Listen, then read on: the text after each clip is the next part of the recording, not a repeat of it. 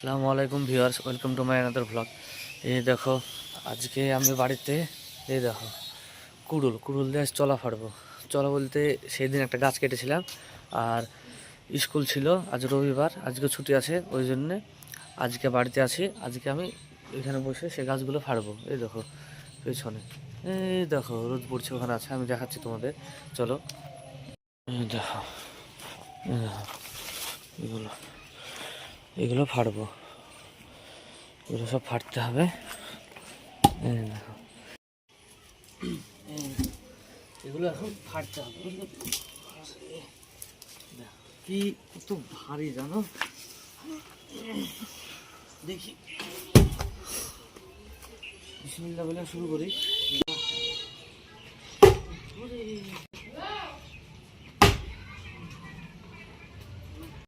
জাতা শক্ত কি, আর আতার গাছ এমনি বিরাট চিমড়ে হয়।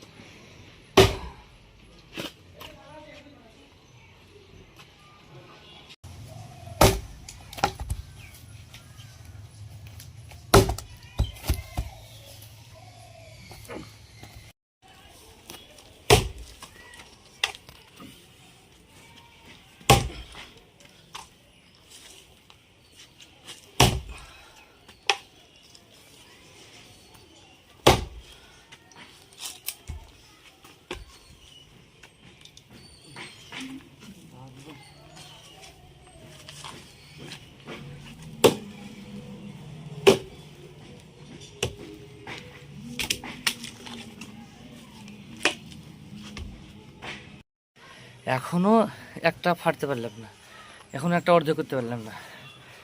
আতা গাছ তো খুব চিমড়ে হয়, আর শুকিয়ে গেছে, কাঁচা হলে তাড়াতাড়ি ফাড়া হতো। এবার জানতাম না যে গাছটা শুকিয়ে গেছে, মরে গেছে। তা যদি আগে জানতাম তাহলে আগে কেটে ফেলতাম। গাছটা শোনা পরে কাটা হয়েছে, তারপরে দেখো শুকিয়ে গেছে। এই দেখো,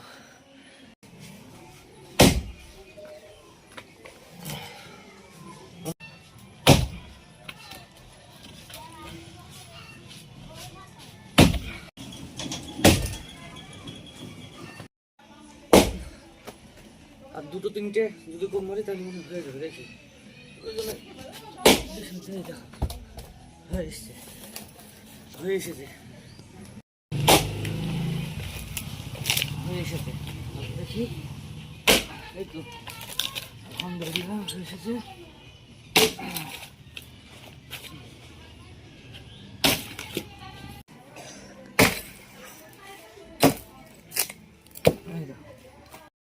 পুরো শরীর ঢুকাচ্ছে, অনেকদিন পর এইভাবে কাজ করছি। আর এই দেখো, এই পিছনের এই চলাগুলো হলো ফাড়া, এগুলো ফাড়লাম। পুরো ভিডিও আমি করতে পারিনি, কারণ আমার মোবাইল একজন ধরে ক্যামেরা করছিল, সে চলে গেল, ওই জন্য পুরো ভিডিও আমি করতে পারলাম না। আর চেষ্টা করব যে শেষের একটু ভিডিও করার, ওটা তোমাদেরকে দেখানোর। এই দেখো, এগুলো ফাড়া হয়েছে, আর একটা আছে, আর একটা ফাড়লেই কমপ্লিট হয়ে যাবে আজকের মতো কাজ। আর যারা কুড়ুল দিয়ে ফাড়ে তারা জানে যে কত কত শক্ত, সত্যি খুবই শক্ত কাজ। কুড়ুল দিয়ে গাছ ফাড়া বা শুকনো গাছ ফাড়া খুবই খুবই কঠিন। কাঁচা যদি হতো তাহলে তাড়াতাড়ি হয়ে যেত। আর আমাদের এই গাছটা, এটা শুকিয়ে গিয়েছিল, এটা আতা গাছ শুকোনোর পরে খুব চিমড়ে হয়ে যায়, শুকিয়ে গিয়েছিল, তাই একটু কষ্ট হচ্ছে।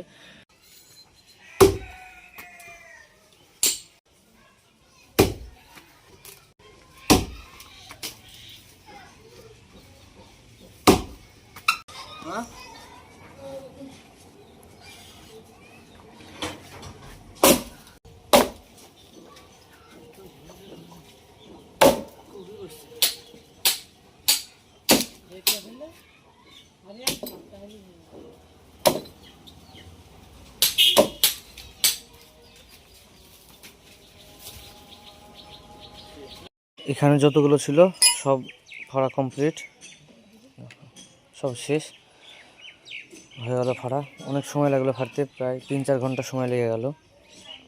আজকের ভিডিও এখানেই। ভিডিও ভালো লাগলে অবশ্যই সাবস্ক্রাইব করবা, পরে ভিডিওতে আবার দেখাবে ইনশাআল্লাহ।